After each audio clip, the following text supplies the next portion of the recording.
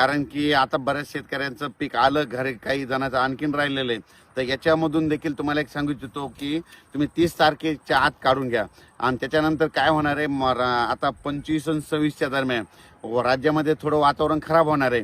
पण ते नांदेड जिल्हा, लातूर जिल्हा ह्या 2-3 जिल्ह्यामध्ये थोडं वातावरण खराब राहणार आहे. म्हणून काही एवढं काही घाबरायची गरज नाही 25-26च्या दरम्यान. 25-26ला देखील महाराष्ट्रामध्ये आभाळ येणार आहे, पण तेवढं काही घाबरायची गरज नाही. पण राज्यातल्या राज्यातल्या शेतकऱ्याला म्हणजे विदर्भ मराठवाड्यातल्या शेतकऱ्याला सांगू इच्छितो, तुम्ही काय करा की 30 तारखेच्या आत तुमचं गहू असेल, हरभरा असेल, कांदा असेल, काढून झाकून घ्या, कुटारा झाकून घ्या.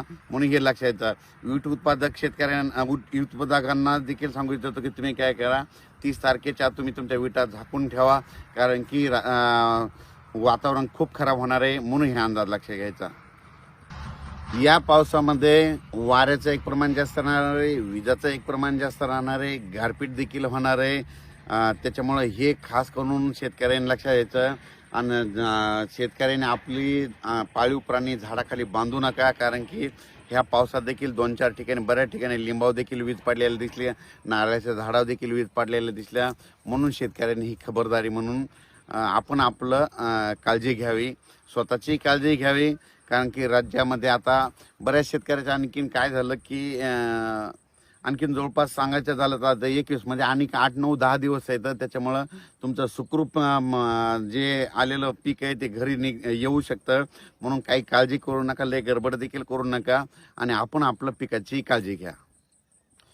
परत एकदा सांगतो की 25-26च्या दरम्यान राज्यामध्ये एकदा वातावरण खराब होईल, पण ते काही सगळीकडे होणार नाही. त्याच्यामुळं काही चिंता करायची गरज नाही. फक्त काही जिल्ह्यातच होणार आहे. नांदेडकडं, इकडं लातूरकडं होईल, इकडे हिंगोलीकडं होईल, यवतमाळकडं होईल.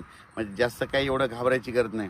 पण काय करा, 30 तारखेच्या आत तुम्ही काय करा, विदर्भ मराठवाड्यातल्या शेतकऱ्यांनी तुम्ही तुमचं आलेलं पीक 10 दिवसामध्ये कसं काढायचं तसं काढून घ्या.